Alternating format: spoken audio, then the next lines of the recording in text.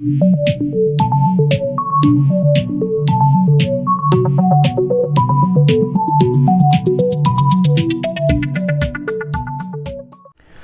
Morning guys, कैसे हैं आप सब। मैं मौरिफ खान आप सभी का तहे दिल से स्वागत करता हूं आपके अपने चैनल एक्टिव लर्नर्स थोड़ा पढ़ो रेगुलर पढ़ो पर। जैसा कि आप सभी को पता है कि आपका ये channel specially 10th board exam नहीं 2022, चाहे वो सीबीएसई बोर्ड के बच्चे हो, बिहार बोर्ड के बच्चे हो या अन्य किसी भी बोर्ड के बच्चे हो, उनके लिए बहुत ही ज्यादा स्पेशल होने वाला है। ठीक है, और ये देखिए आज हम लोग का ये पहला क्लास है बायोलॉजी का। हम लोगों ने केमिस्ट्री के कुछ क्लासेस किए हैं, आज ये बायोलॉजी की क्लास है जिसमें हम लोग लाइफ प्रोसेसेस के बारे में पढ़ेंगे।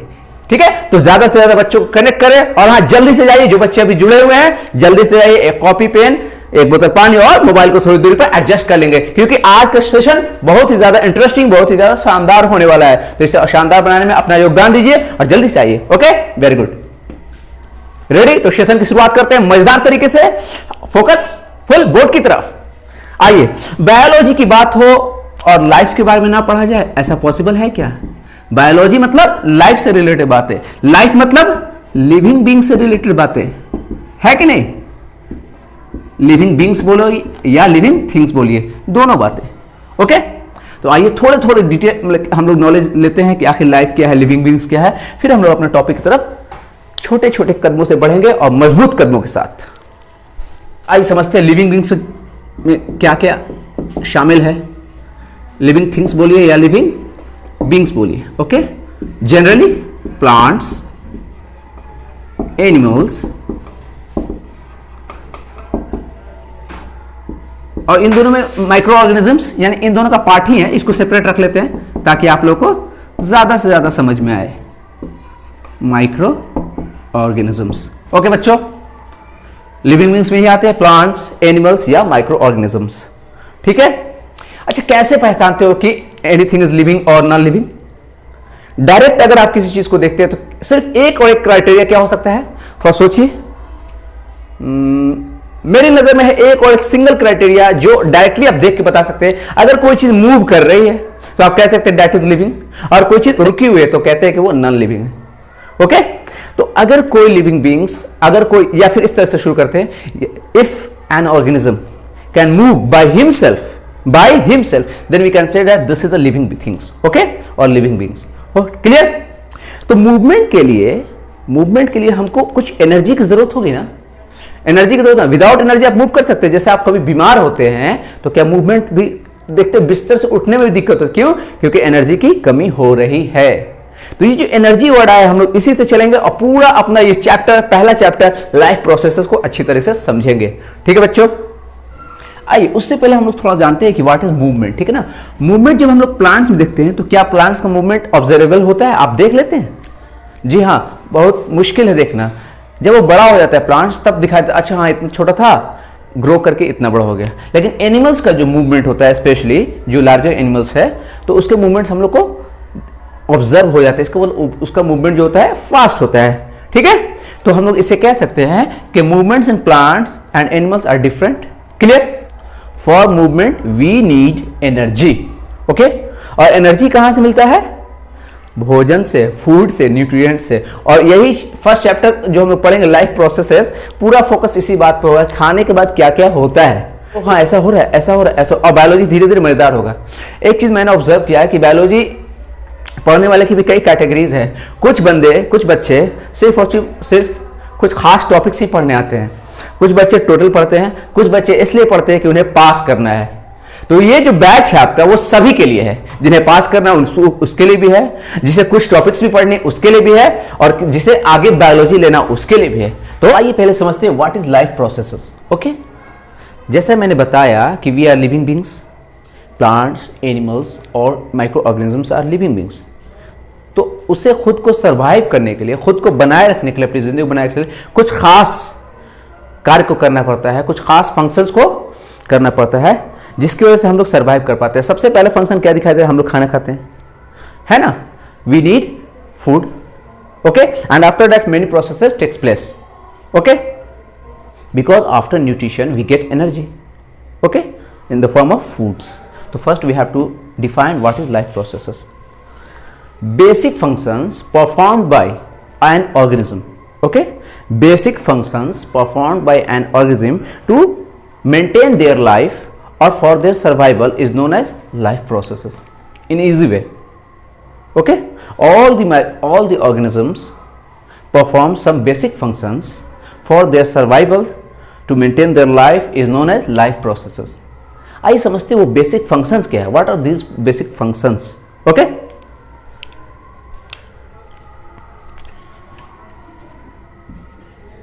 अभी मैंने एक बात कही कि बेसिक फंक्शंस को परफॉर्म करते हैं ताकि हम लोग सर्वाइव कर सके, लिविंग बीइंग सर्वाइव कर सके. बेसिक फंक्शंस को सर्वाइव करने के लिए हमें सबसे इंपॉर्टेंट एक चीज की नीड्स होगी जिसे हम लोग क्या कहेंगे? Energy. Without energy we can't do anything.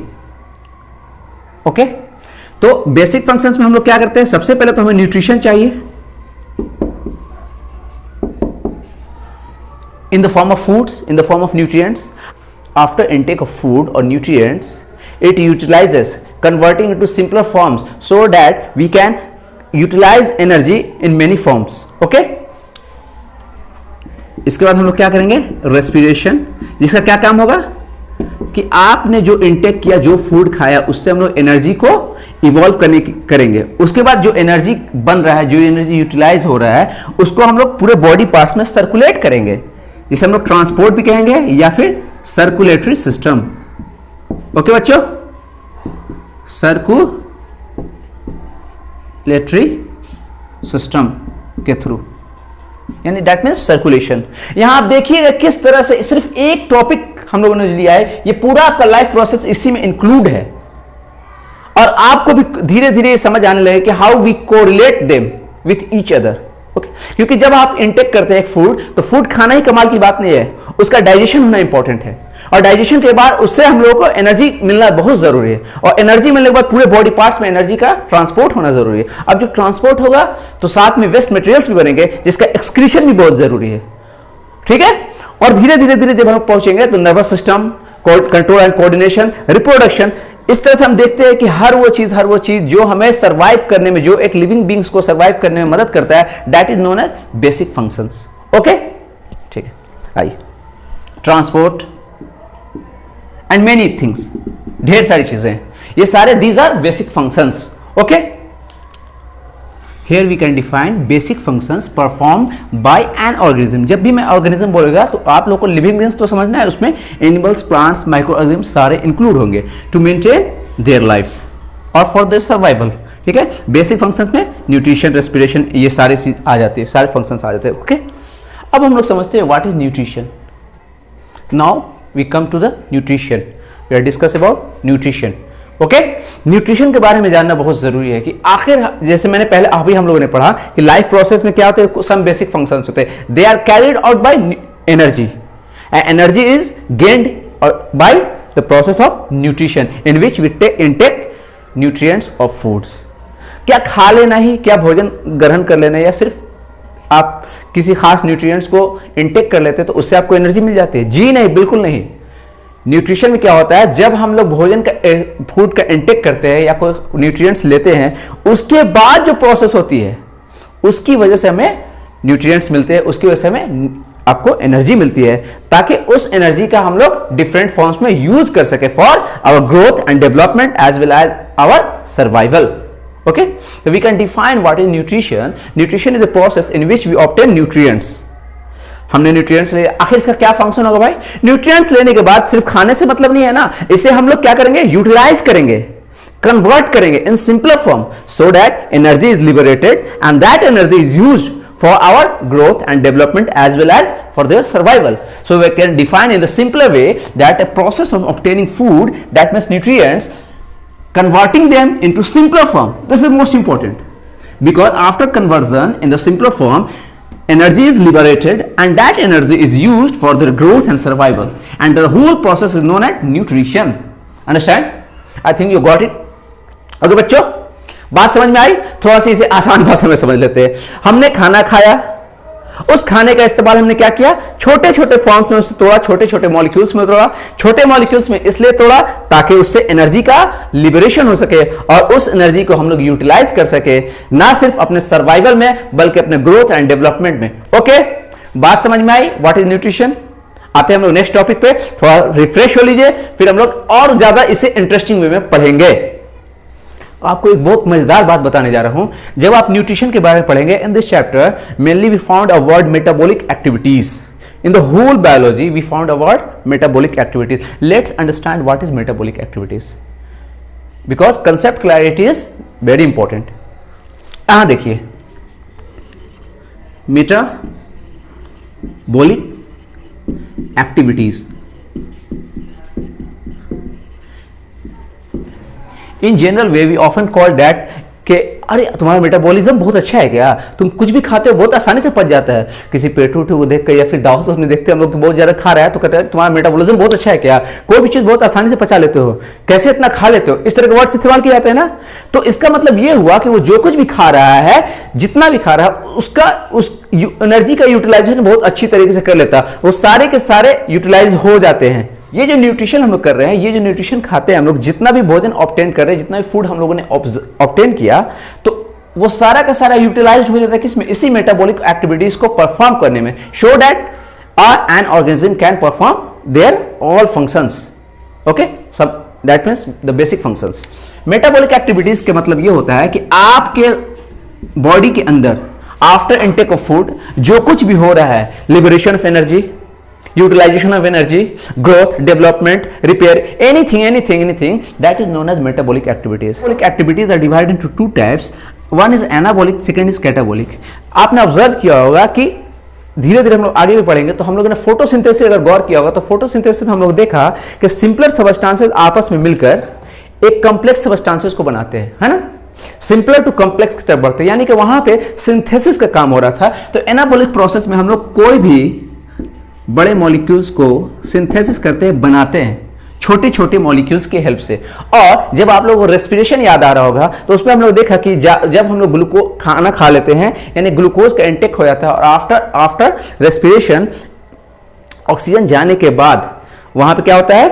Energy का लिबरेशन होता है और सारे के सारे कॉम्प्लेक्स मॉलिक्यूल्स सिंपलर फॉर्म में टूट जाते हैं, कार्बन डाइऑक्साइड में, वाटर में, और ढेर सारी एनर्जी निकलती है, जिसकी वजह से हम लोग के अंदर एनर्जी फील होती है। ओके, कैटाबॉलिक इज इसको क्या बोलते हैं? Break down. इसमें टूटने का काम होता है, एकदम बेसिक है, इसे समझ लीजिए। इसका एग्जांपल में क्या रखेंगे? Photosynthesis,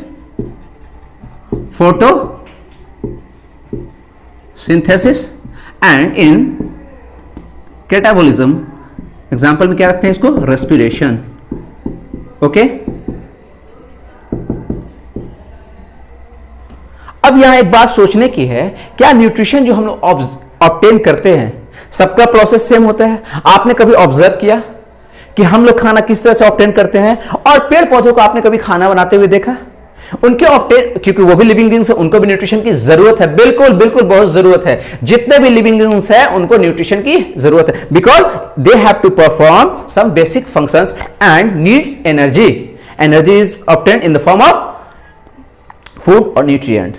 Okay, on the basis of obtaining food there is two types of mode of nutrition. Okay, first is autotrophic mode of nutrition and the second is heterotrophic mode of nutrition. चलिए अब देखते हैं हम लोग बारी बारी से कि what is autotrophic mode of nutrition and what is heterotrophic mode of nutrition. Okay बच्चों, autotrophic mode of nutrition या autotrophic nutrition. In this type of nutrition, first we have to understand what is the meaning of autotrophic. Autotrophic word is made up of two Greek words, auto plus trophic. Okay, and in this word the whole definition is hidden. Okay, आपने जब इस word के मतलब को समझ लिया अगर अच्छी तरीके से तो आप बड़ी आसानी से इसको डिफाइन कर सकते हैं, आपको याद करने की जरूरत ही नहीं होगी। ठीक है, और हमारा सिर्फ, हम लोगों का सिर्फ यही और यही एम है कि हमें जहां जरूरत हो सिर्फ वही रखना है, बाकी डेफिनेशन को खुद से डिफाइन करना है और फुल एनर्जी के साथ इसकी कंटिन्यूटी बरकरार रखनी है। हमेशा इस बात को ख्याल रखना है कि हमें याद करने की कोशिश करनी है। साइंस को रट्टू तोता की तरह रटना नहीं है, बल्कि उसे कंसेप्ट को अच्छे तरीके से समझना है। तभी तो मैं बार बार हर क्लासेस में ये कहता हूं कि अगर कंसेप्ट क्लैरिटी अच्छी होगी तो आपके अंदर खुद ब खुद कॉन्फिडेंस का बिल्डअप होगा। ठीक है, नाउ लेट्स अंडरस्टैंड दिस कि autotrophic is made up of two words, auto and trophic. Auto means self and trophic means nutrition. Okay, जहां भी ऑटो वर्ड दिखाई दे समझ जाए कि सेल्फ से मतलब है, यानी कि खुद, ठीक। और न्यूट्रिशन का ट्रॉफिक का मतलब न्यूट्रिशन। तो इसी से डिफाइन हो रहा है कि such type of nutrition in which an organism can obtain their food by himself, can make their food by himself, and this mode of nutrition is known as autotrophic mode of nutrition. Clear बच्चों? इसे और easy way में समझते हैं। Define अगर करना हो तो कैसे करेंगे? ऑटोट्रॉपिक मोड ऑफ न्यूट्रिशन के such type of nutrition in which an organism, especially green plants, can obtain their food by himself. Okay? आइए अब हम लोग इसे आसानी से कैसे डिफाइन कर सकते हैं। ऑटोट्रॉपिक के बारे में मैंने आपको समझाया, कोई दिक्कत? वी कैन से दैट कि मेक और synthesises there food by himself. Clear? The process by which an organism can synthesize their own food by himself. Okay, for example, green plants, as we all know, green plants can obtain or make their food by himself by the process of photosynthesis. Okay, some non-green bacteria are also autotrophic. ठीक है, इसे code भाषा में कैसे समझ सकते हैं कि simple substances is converted to complex substances and the process is known as autotrophic nutrition. The process of photosynthesis, we can see that कि carbon dioxide and water, they are simpler substances, simpler molecules, they combine and form a larger molecules, a complex molecule glucose. Hence we can say that in autotrophic nutrition, simpler molecule is converted into complex molecule. कोई confusion? Autotrophic mode of nutrition समझ में आया? ठीक है, कितने बच्चे से समझते हैं कि इससे क्वेश्चंस नहीं आते हैं, बहुत आसान होता है, लेकिन इससे क्वेश्चंस इसी तरह से बेसिक क्वेश्चंस पूछे जाते हैं कि in which of the form of nutrition simpler substances या simpler molecule is converted into complex molecule. We have to understand what is heterotrophic nutrition. In the same way, hetero, the word hetero means depend upon other, या we can say that others. Okay, and trophic means nutrition. Any problem? Trophic means nutrition. We can easily define that heterotrophic nutrition is such type of nutrition in which an organism is directly or indirectly dependent upon autotrophic mode of nutrition. Okay, in which an organism, all animals including human beings, non-green plants are dependent directly or indirectly upon autotrophs, and the whole process is known as heterotrophic nutrition. Clear? Nutrition का ऐसा method जिसमें कि कोई जीव directly या indirectly dependent है किस पे? ऑटोट्रॉफ्स पे। क्लियर बच्चों? After observing heterotrophic nutrition we can find out some important results that organisms can't make their own food by himself in this type of nutrition, and the second, they are directly और indirectly depends upon autotrophs. Okay, for example, all organisms including human beings और जो non green plants है और bacterias, ठीक है, they are all heterotrophs. Clear बच्चों? यहां तक किसी को कोई प्रॉब्लम? बात समझ में आ रही है? और हाँ, बायोलॉजी जो सब्जेक्ट है उसमें कभी इंटरेस्ट जगता भी है, कभी फीका भी लगता है, तो उससे आपको नहीं घबराना। अभी सिर्फ और सिर्फ बार बार आप उसको सुनिए और पॉइंट्स को समझने की कोशिश कीजिए कि जब मैं इससे रिलेटेड क्वेश्चंस करवाऊंगा तब आप लोगों को पॉइंट्स वहां पे कैचअप करना है कि ओ हाँ, यहाँ ये बात आई थी इसका मतलब ये हेटेरोट्रॉप्स है, यहाँ ये बात आई थी तो इसका मतलब ये ऑटोट्रॉप्स है। Clear? Let's understand these two terms. Autotrophs means that organisms will obtain their food by the autotrophic nutrition. Example में green plants सारे के सारे क्या है? Autotrophs है. That's why they are called producers, because they can make their own food by himself, so they are called as producers. And heterotrophs are such organisms which are directly or indirectly depends upon autotrophs, and they are called as consumers. Okay, यहां ये बात याद रखने की है कि consumers भी बोलते हैं किसे? हेटेरोट्रॉप्स को, और प्रोड्यूसर्स किसे बोलते हैं? ऑटोट्रॉप्स को। और क्वेश्चन पूछता है कि all green plants are, option में दिया रहेगा ऑटोट्रॉप्स, प्रोड्यूसर्स और एक्स्ट्रा कुछ कंज्यूमर्स और बोथ ऊपर वाला दोनों, तो we can say that autotrophs और प्रोड्यूसर्स दोनों हो सकते हैं। क्लियर बच्चों? अब आ रहे हैं हम लोग मेन पॉइंट्स पे कि इस चैप्टर का थीम जिसको बोलते हैं ना, जिससे क्वेश्चन ज्यादा पूछे जाते हैं, this is types of heterotrophic nutrition. As we can say that all heterotrophs obtain their food directly or indirectly. On the basis of that, we can differentiate heterotrophic nutrition in three types: saprophytic, parasitic and holozoic nutrition. Okay, these are very important. Regarding exams. तो बच्चों आइए समझते हैं कि saprophytic nutrition क्या होता है। जैसा कि हम लोगों ने ऑटोट्रॉफ्स में पढ़ा था, हेटेरोट्रॉफ्स में पढ़ा था कि उनके वर्ड्स में ही इनका डेफिनेशन छिपा होता है। तो आपको कहीं भी अगर सैप्रोज वर्ड दिखाई दे, सैप्रोज का मतलब ही होता है रोटेन, सड़ा हुआ या डेड भी बोल सकते हैं, और न्यूट फाइटिक का मतलब होता है पेड़ पौधा। ओके, इसीलिए हम लोग कह सकते हैं कि सैप्रोफाइटिक न्यूट्रिशन उस तरह का न्यूट्रिशन होता है कि जिसमें कोई ऑर्गेनिज्म सड़े हुए, मरे हुए जीव जंतु या पेड़ पौधों से अपना भोजन ऑब्टेन करता है, ठीक है ना। सच type of nutrition in which an organism can obtain their food bye dead और डिकेइंग प्लांट्स और animals. Okay, and that is known as saprophytic nutrition. Saprophytic is also known as saprotropic nutrition. Clear? Got it? आप लोगों ने देखा होगा कि जब घर में जो ब्रेड होता है, अगर को कुछ दिन तक इसी तरह यूं ही पड़ा तो उसके ऊपर भूरे भूरे कलर का कुछ जम जाता है, दैट इज कॉल्ड एज, उस पर हम लोग जनरल वे में उसे क्या कहते हैं कि उस पर फंगी लग गई है ना, तो that is saprophytic nutrition.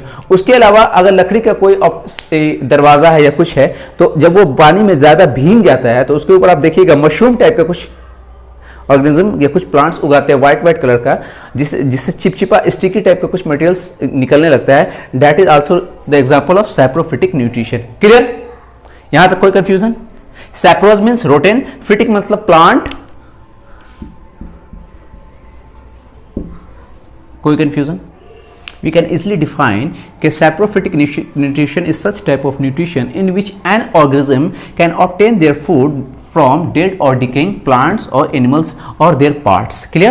For example, fungi जिसमें ईस्ट आता है, जिसे ब्रेड मोल्ड भी कहते हैं, बैक्टीरियाज भी कुछ ऐसे हैं जो कि सैप्रोफिटिक होते हैं, they are called as saprophytes. Clear बच्चों?